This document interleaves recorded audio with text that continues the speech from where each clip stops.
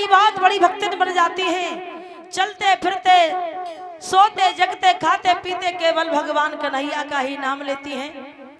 एक दिन की बात है कि रुक्मिणी अपने आंगन में बैठी है और जब रुक्मिणी की माँ ने रुक्मिणी की तरफ देखा तो माँ ने विचार किया है कि हमारी रुक्मिणी शादी योग्य हो गई और हमारे महाराज को कोई चिंता नहीं है। उसी समय बांदी से कहा है कि बांदी जाइए हमारे महाराज को बुला करके लाइए, क्योंकि रुक्मिणी शादी योग्य हो गई और हमारे महाराज को कोई चिंता नहीं। वो बांदी जाती है और महाराज भीष्म को बुला के लाती है। महाराज भीष्म से कहा है बांदी ने कि महाराज महलों में चलिए, क्योंकि रानी आपका इंतजार कर रही हैं। और जब महाराज भीष्म आए हैं तो कहा है देवी जी क्या बात है, आज कोई बात है जो आपने मुझे कचहरी से बुलाया। तो रुक्मिणी की माँ कहती हैं कि महाराज क्या तुमने अपनी बेटी की तरफ कभी गौर करके देखा है? बोले क्या बात है? बोले तुम्हारी बेटी शादी योग्य हो गई है और तुम्हें उसका विवाह नहीं करना क्या? महाराज भीष्म कहने लगे हैं कि अब चिंता न करो, ये बात तुमने आज मुझे बताई है, अब चिंता छोड़ दीजिए। आज ही हम इस बात का फैसला कर देंगे कि हमारी बेटी रुक्मिणी का विवाह किसके साथ में किया जाए। भीष्म दरबार में पहुंचे हैं और दरबार के लोगों को इकट्ठा किया।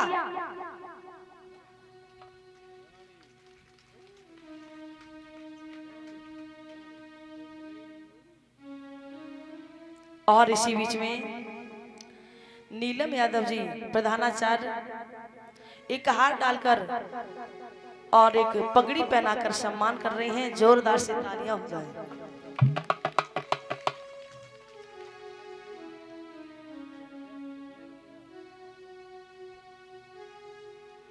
तो महाराज और कलश वाली कन्याओं का सम्मान कर रही हैं वस्त्रों से, और एक हार परीक्षा जी एक पति को, एक एक हार परीक्षा जी एक पति को और धर्मपत्नी सहित चारों लोगों का सम्मान कर रहे हैं, और माता जी का भी और सभी संगीत कलाकारों का भी। तो प्रभु से दीर्घायु की कामना, व्यासपीठ से बहुत बहुत आशीर्वाद की कामना। बोलिए गोविंद भगवान की। तो महाराज भीष्मक ने रुक्मिणी की मां को समझाया और कहा है कि चिंता नहीं करो, आज ही इस बात का फैसला हो जाएगा कि हमारी बेटी रुक्मिणी का विवाह किसके साथ में किया जाए। तो भीष्म के दरबार में पहुंचे हैं, दरबार के लोगों से बोले हैं कि देखिए दरबार के लोगों, आज इस दरबार में ना कोई छोटा और ना कोई बड़ा, आज इस दरबार में सब बराबर के अधिकारी हैं। किसी के दिमाग में, सुनिए दरबार के लोगों, किसी के दिमाग में सुंदर घर हो, बढ़िया वर हो, वो आज बता सकता है, क्योंकि हम अपनी रुक्मिणी का विवाह करना चाहते हैं। दरबार का एक व्यक्ति खड़ा हुआ, महाराज की जय हो। महाराज की जय हो। जय हो। बताइए तुम्हारे दिमाग में कोई रुक्मिणी के लिए लड़का है? महाराज जी। कौरवपति दुर्योधन कैसा रहेगा? दूसरा खड़ा होगा, नहीं महाराज बिल्कुल नहीं, अरे वो राजा जरूर है लेकिन घमंडी है, घमंडी। और कोई देखो। महाराज की जय हो। जय हो, जोर से बोलो। महाराज हाँ। राजा जरासंध कैसा रहेगा? जरासंध? हाँ। जरासंध भी ठीक नहीं रहेगा, कोई और बताओ। जरासंध भी रुक्मिणी के योग्य नहीं है।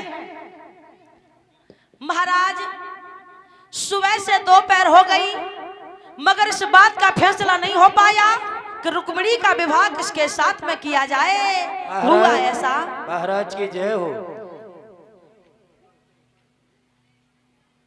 हुआ ऐसा कि कोई वर बताता है तो दूसरा खड़े होकर के उसमें अवगुण निकालने लगता है। इसलिए सुबह से शाम हो गई मगर इस बात का फैसला नहीं हो पाया कि रुक्मिणी के साथ विवाह किसका होना चाहिए।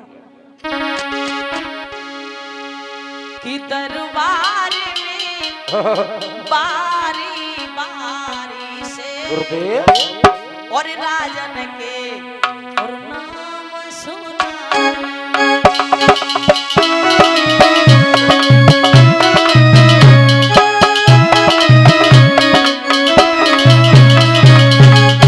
सुबह से शाम हो गई, लेकिन इस बात पर फैसला नहीं हो पाया कि रुक्मिणी का विवाह किसके साथ में किया जाए।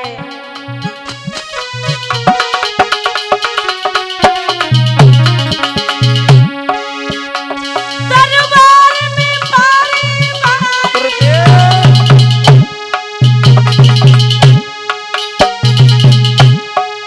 और राजन के नाम सुनाने लगे। लेकिन हुआ ऐसा, दूसरे लोग उन लोगन में हाँ गुड़े अब गुड़े बतलाने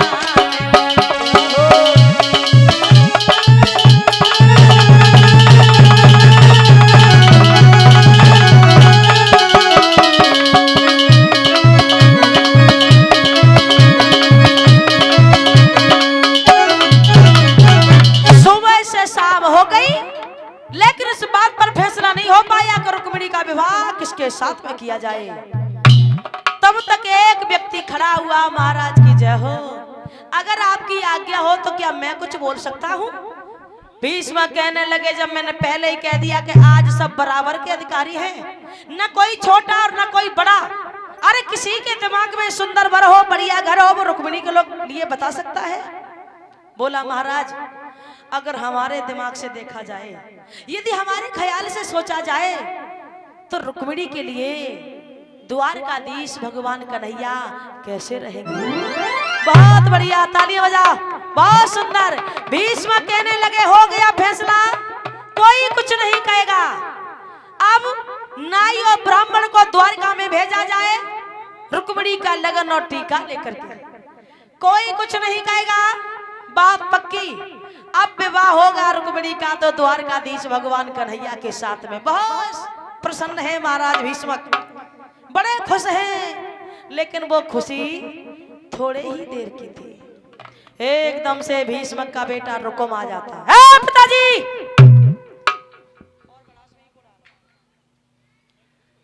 क्या सुन रहे हैं हम? दरबार में किसकी चर्चाएं हो रही हैं? बड़ा यहाँ कन्हैया का नाम पुकारा जा रहा है, क्या बात है? बोले, बेटा तुम्हारी बहन रुक्मिणी है ना, उसके लिए द्वारकाधीश भगवान को तय किया गया है। द्वारकाधीश कन्हैया के साथ में तुम्हारी बहन की शादी होगी। रुकुम कहने लगा, ए पिताजी, क्या हमारी बिगर मर्जी से? सुनिए पिताजी, उस ग्वाला के साथ में हम अपनी बहन का विवाह कभी नहीं कर सकते, समझे? कन्हैया का नाम सुन के गद्दी से उछल रहे, बड़े प्रसन्न हो रहे। क्या है वो कन्हैया में, हमें जब बताओ। पहली बात पिताजी, हमें पहले ये बताइए, तुमने कन्हैया में ऐसा क्या देख लिया जो तुम कन्हैया के गुणगान किए जा रहे हो? सुनिए पिताजी, आपको पता नहीं है, हम जानते हैं कन्हैया के बारे में। दिन भर गाय चराता है, लूट लूट के दद माखन खाता है, गोपियों की छेड़छाड़ करता है, कोई गुण नहीं है उसके अंदर, सब अवगुण ही अवगुण भरे हुए कन्हैया में। और ऐसे ग्वाला के साथ में हम अपनी बहन का विवाह करेंगे? कभी नहीं। तुमने कैसे सोच लिया कि इस रिश्ते को हम स्वीकार कर लेंगे? और कोई देखो पिताजी, कन्हैया के साथ में विवाह कभी नहीं हो सकता। हाँ पिताजी, एक बात कहेंगे, एक बात तो तारीफ के काबिल है कि वो मुरली बहुत अच्छी बजाता है, और इसके अलावा उसके अंदर कोई गुण नहीं है। ये बात हम भी कहेंगे कि मुरली बहुत सुंदर बजाता है। तो सुनिए पिताजी, हमारी बहन के लिए कोई और देखिए। भीष्म कहने लगे हैं, बेटा कोई बात नहीं, अभी क्या विवाह तो हो नहीं गया, अभी शादी तय हुई है, अभी तो लड़का देख ही रहे हैं।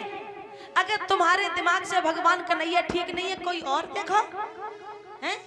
कोई बात नहीं है, तुम्हारे दिमाग में कोई लड़का हो तो तुम ही बताइए। बोला पिताजी हमारी बहन इतनी सुंदर है, इतनी सुंदर है कि उसकी सुंदरता के बराबर आज तक मुझे कोई लड़का नहीं दिखा।